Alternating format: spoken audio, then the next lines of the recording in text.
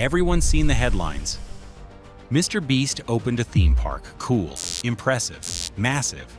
But here's what almost nobody is talking about. The real story behind Beastland. The controversies, the politics, the accusations, and the uncomfortable questions the internet can't stop asking. Why did the world's biggest creator build a park in one of the most controversial countries on Earth? Why does the real footage look nothing like the marketing? And why are journalists saying this isn't a theme park at all, but something much bigger and much stranger? Because once you start digging into Beastland, you realize the story isn't about rides and attractions, it's about what's behind them. Before we dive into the brand new controversy surrounding his Saudi Arabia theme park, we need to acknowledge something important. This isn't MrBeast's first rodeo with Backlash. For years, Jimmy Donaldson has carefully crafted an image of the good guy YouTuber, the one who gives away houses, plants trees, feeds the hungry, and donates millions. But if you zoom out, you'll notice a pattern that most viewers overlook. Behind almost every massive MrBeast project, there's been a storm of criticism right behind it. There was the Beast Burger fiasco, where customers complained about raw, disgusting, and inedible food, sparking lawsuits and a public falling out with the partner company behind the scenes. Then came the Feastables controversy, with accusations of marketing to children and pressuring small creators to promote his chocolate bars for free. And even some of his videos, like the blindness curing video, sparked debates about ethics, exploitation, and the line between charity and content. So by the time Beastland, his newest multi-million-dollar theme park, was announced, the public was already split. Some saw it as another ambitious, fun idea. Others wondered, is this just another massive PR project hiding something much darker? And as the first photos, videos, and news reports started to roll in, it became clear that the Beastland story wasn't just about a theme park. It was about power, politics, money, and one of the biggest influencers on Earth stepping into territory far more controversial than anything he's touched before. When MrBeast first announced Beastland, the internet exploded, but not in the way he expected. The promotional images showed towering roller coasters, neon-lit arenas, and challenge zones designed to look like real-life versions of his viral YouTube stunts. The branding promised the world's largest prize wall, high adrenaline attractions, and the chance for fans to literally step into the world of MrBeast. To his audience, it looked like the next logical step in his empire. He'd conquered YouTube, conquered burgers, conquered chocolate bars, so why not conquer theme parks? But the excitement lasted only a few hours before the tone shifted. People noticed something strange. This MrBeast theme park wasn't located in Los Angeles, New York, or even anywhere in the United States. It was in the heart of Riyadh, Saudi Arabia, a country known for billion-dollar entertainment projects and an extremely controversial human rights record. Fans were confused, critics were furious, journalists started digging, and suddenly, what should have been a feel-good entertainment story became a lightning rod for debates about ethics, censorship, global politics, and the influence of one of the most powerful creators on the planet. Beastland wasn't just a theme park anymore, it was a geopolitical event. As more details emerged, the biggest question hanging over Beastland was simple: why Saudi Arabia? For years, Saudi Arabia has been investing billions into entertainment, sports, gaming, and tourism as part of its Vision 2030 initiative. It's the same reason the country brought in Cristiano Ronaldo, hosted major esports tournaments, and partnered with massive Western brands. So on paper, bringing the world's biggest YouTuber into the mix made perfect business sense. But to the public, it didn't look like a strategic expansion. It looked like sports washing and culture washing. Major news outlets quickly pointed out that Saudi Arabia has a long history of human rights violations. Women couldn't drive until 2018. The country is criticized by Amnesty International for its treatment of migrant workers. Freedom House scores at 9 out of 100 in global freedom rankings. Suddenly, MrBeast, the guy known for giving away free cars and paying for eye surgeries, was now partnering with a government facing international scrutiny. People wondered, was this just a business deal? A massive sponsorship? A way for the Saudi government to attract younger audiences using the biggest influencer alive? Even MrBeast's own explanation, that 70% of his audience lives outside the US and the Middle East is one of his fastest growing regions, didn't calm the backlash. If anything, it made critics dig deeper, because if this was just about reaching fans, why choose the one location guaranteed to spark global controversy? For the first time in years, the internet wasn't just questioning what MrBeast was doing, they were questioning why he was doing it. For weeks, Beastland lived only in glossy promotional art, sweeping roller coasters, giant neon challenge arenas, and concept images that looked like something straight out of a Hollywood blockbuster. But then, the first real photos started leaking online, and that's when everything blew up. Creators on TikTok began posting walkthrough clips, visitors uploaded shaky phone footage, journalists released early previews, and what people saw did not match the fantasy MrBeast had been selling. The theme park looked less like Disneyland and more like an indoor expo hall decorated with giant LED signs and plastic props. No sprawling rides, no immersive worlds, no massive outdoor roller coasters like the poster suggested, just rows of challenge stations, carnival-style games, and brightly colored pop-up booths that looked, to many, nothing like a theme park. One viral comment said, "This looks like a Roblox tycoon someone built in 20 minutes. Another, "Bro hyped up a carnival and called it a theme park."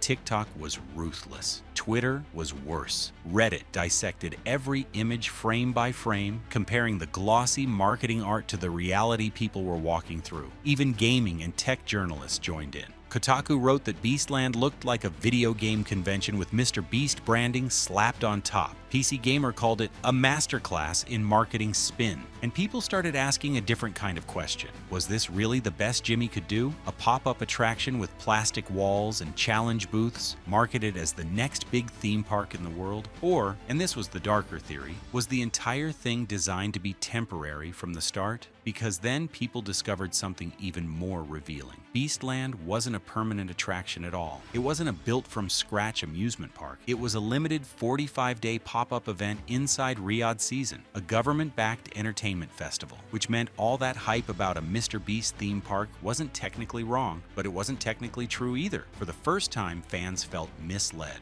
And for MrBeast, whose entire brand relies on trust, this was dangerous territory. The park wasn't even officially open yet, and the controversy was already louder than the excitement. As more footage rolled out, a new narrative started taking over the internet, one far more damaging than people simply calling Beastland underwhelming. Journalists, critics, and even longtime fans began suggesting that Beastland wasn't really a theme park at all. It was a massive advertisement, a giant physical billboard disguised as an experience, a place built not to entertain, but to promote MrBeast himself. And when people looked closer, the signs were everywhere. Every wall, every booth, every challenge was covered in MrBeast branding. Giant logos, his signature colors, his mascots. Even the challenge zones looked like oversized versions of thumbnails from his videos. Reviewers started pointing out how every attraction doubled as a marketing activation. Want to ride a drop tower? It's branded. Want to try a challenge? It's branded. Want to buy food, drinks, merch? All branded. Visitors weren't stepping into a world inspired by MrBeast. They were stepping into the MrBeast marketing funnel. Even the layout of the place felt suspiciously optimized for content creation. Wide aisles perfect for filming. Challenge stations built exactly like his video sets. Prize walls and stages arranged like YouTube thumbnails brought to life. It wasn't an amusement park, it was a video set. A real-world version of a MrBeast production studio. Except this time, the public paid to walk through it. And then the most cynical theory emerged. One that spread fast. He didn't build a theme park. He built a massive MrBeast ad paid for by Saudi Arabia. Because by hosting it during Riyadh Season, a government-funded entertainment festival, MrBeast didn't need to build a billion-dollar Disneyland-level park. He could create a temporary branded playground, get global headlines, film a viral video inside it, and walk away once the event was over. Critics called it genius. Others called it manipulative. Some simply called it a sellout move. But the scariest part for MrBeast wasn't the criticism itself. It was the realization that, for the first time in his career, people were questioning his intentions. Not the execution, not the quality, but the motive behind the entire project. And once an audience starts doubting your motives, it becomes almost impossible to win them back.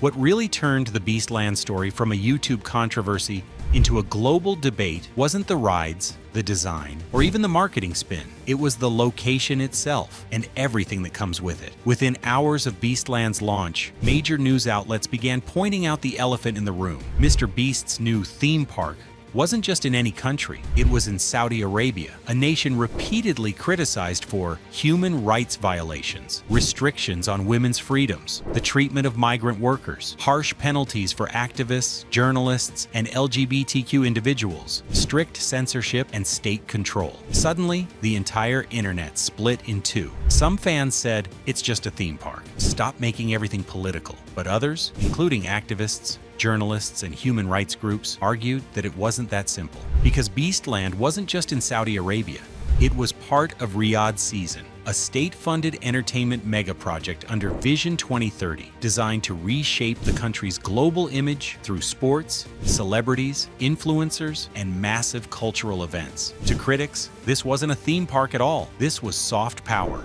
This was image management. This was influence washing. And bringing in the world's biggest YouTuber, that wasn't a coincidence, it was a strategy. Commentators pointed out how governments around the world have started using athletes, musicians, and influencers to soften their reputations. Cristiano Ronaldo, the LIV Golf Tour, major esports competitions, concerts, and festivals. And now, MrBeast, the nice guy of YouTube, the face of charity videos, the guy who cures blindness and builds wells in Africa. So when Jimmy partnered with Saudi Arabia, many felt it crossed a moral line. People asked, was he aware of the country's controversies? Did he care? Was this a huge paycheck? Or did he genuinely think he was doing something positive? Even worse, some argued that his presence might legitimize the country's narrative, intentionally or not. Because when a creator with hundreds of millions of viewers associates his brand with a government project, it sends a message, whether he meant to or not. And for the first time ever, MrBeast's signature defense, "I'm just trying to do something cool," didn't satisfy people. The world wasn't looking at him as a YouTuber anymore. They were looking at him as a global figure who suddenly stepped into one of the most politically complicated regions on Earth. And as the backlash grew louder, the question hanging in the air wasn't just, why did he do this? It was, does he even understand the scale of what he's stepped into? For years, MrBeast's fan base saw him as the exception, the one influencer who didn't sell out, didn't push scams, didn't take shady deals, and didn't chase money over morals. He was the wholesome creator, the trustworthy creator, the guy who reinvested everything back into videos, into people, into charity. But Beastland, this was the first time a large portion of his own audience felt something new: betrayal. It started with small comments. Why Saudi Arabia? This feels wrong. Jimmy, I can't defend this. I supported you for years, but this is disappointing. Then it snowballed. Longtime fans, people who had followed him since the Counting to 100,000 days, began posting video essays explaining why the project felt like a break of character. Some felt he was ignoring human rights issues for a massive business opportunity. Others felt he misled them by calling Beastland a theme park when it looked more like a sponsored convention. And many simply felt uncomfortable with how much the event resembled a government-backed branding exercise. One viral comment summed it up perfectly. "We didn't follow MrBeast to watch him become a corporation." Another said, "I defended him for every controversy. But this one, I can't." What made it worse is that for the first time, defending Jimmy didn't feel simple. There wasn't a clean, easy explanation people could use. No, it was the partner's fault. No, the media twisted the story. No, he didn't know. This time, the criticism wasn't about a burger being undercooked or a video thumbnail being misleading. This time, it was about ethics, power, and influence, and fans felt the pressure. Some tried to defend him, saying he was just an entertainer, not a politician. Others argued that criticizing him for business decisions was unfair. But the debate got so heated that even comment sections under other creators' videos turned into battlegrounds over Beastland. The controversy wasn't just affecting MrBeast's brand, it was dividing his own community. For a creator whose success depends on massive trust and a spotless image, this was the beginning of something genuinely dangerous, a crack in the loyalty of his fan base. And once cracks appear, they don't just disappear. If fan disappointment was the spark, the media coverage was the gasoline. Within days of Beastland's reveal, major outlets across gaming, tech, and mainstream news started publishing articles, and almost none of them were positive. Headlines read like warnings. MrBeast's Saudi theme park is confusing everyone. A masterclass in cynicism. Is this really a theme park? Influencer attractions or political tools? Kotaku went first, calling Beastland a glorified expo hall, and questioning why the world's biggest YouTuber was partnering with a government facing heavy criticism. PC Gamer followed, stating outright that the park looked like a government-backed PR event disguised as entertainment. Then came the opinion pieces, articles that didn't just describe the park but dissected the meaning behind it. Journalists dug into the connection between Beastland and Riyadh season, a state-funded event, Saudi Arabia's push for global influence through entertainment, MrBeast's responsibility as a public figure with hundreds of millions of young fans, the blurred line between content creation and political involvement. And for the first time, the media wasn't treating MrBeast as the fun guy who gives away money. They were treating him as a global power player, someone whose decisions had geopolitical implications. Some articles questioned whether Jimmy even understood the political weight of his partnership. Others suggested he was playing into soft propaganda, intentionally or not. A few even wondered whether Beastland was funded by state money, something that neither MrBeast nor Saudi organizers officially clarified. The narrative changed overnight. What was announced as a fun, colorful theme park now lived under a darker shadow, one painted by newsrooms, think pieces, and analysts who saw Beastland as part of a much larger global strategy. YouTubers reacted too. Commentary channels released long breakdowns. Some accused MrBeast of selling out. Others accused the media of exaggeration. A few tried to stay neutral and got roasted by both sides. As the controversy reached its peak, fans, critics, journalists, everyone waited for MrBeast to address the situation directly. A statement, a post, an explanation, anything. But Jimmy did what he often does when things get complicated. He stayed silent. No apology, no clarification, no defense of the project. Not even a casual, "I hear you." Instead, he kept posting normal content, smiling in thumbnails, uploading challenges, business as usual. And for some fans, this silence spoke louder than any explanation could. It made people wonder, did he underestimate the backlash? Did he not care? Or was he legally unable to comment because of contracts and partnerships behind the scenes? Influencers thrive on transparency. MrBeast built his empire on being relatable, honest, and emotionally connected to his audience. But this time, his silence felt corporate, controlled, strategic, distant. For the first time, millions realized the uncomfortable truth. MrBeast isn't just a creator anymore. He's a corporation, and corporations don't always explain themselves. When the dust finally started to settle, people were left asking a deeper question. What does Beastland mean for the future of creators? Because this story was never just about a theme park. It was about the moment a YouTuber became a global institution, big enough to shape narratives, partner with governments, and spark international debates. Beastland was a wake-up call. It showed how far creator influence has reached, how governments are now using influencers the way they used to use celebrities, how brand deals are becoming geopolitical, how massive audiences come with massive responsibility, and most importantly, that the era of just a YouTuber is over. Whether you love MrBeast or criticize him, one thing is clear. Beastland proved he's no longer playing the YouTube game. He's playing the global game. And with that level of influence, every move, every partnership, every project, every location becomes bigger than content. It becomes a statement. For some, Beastland is just a fun, pop-up attraction. For others, it's a calculated piece in a much larger global puzzle. But for MrBeast, it's a turning point. A moment where the world finally realized the scale of his power and the weight of his decisions. Because when the biggest YouTuber on the planet builds a theme park in one of the most controversial regions in the world, it's never just a theme park. I know you're not following what I'm saying anyway, right? That's okay, that doesn't matter. The real question is this: is all this legal? Absolutely fucking not.